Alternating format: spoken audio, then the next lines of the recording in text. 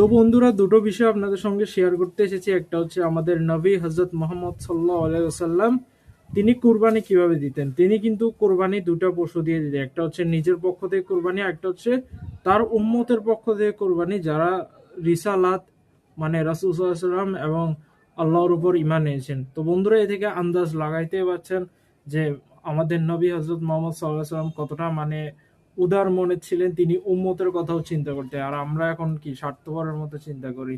যাই হোক বন্ধুরা, একটা কথা হচ্ছে কি বন্ধুরা, আমরা যখন মুসিবতে থাকি তখন আমাদের কিন্তু আল্লাহ শুকরিয়া আদায় করা উচিত, কারণ মুসিবতটা একটা পরীক্ষা।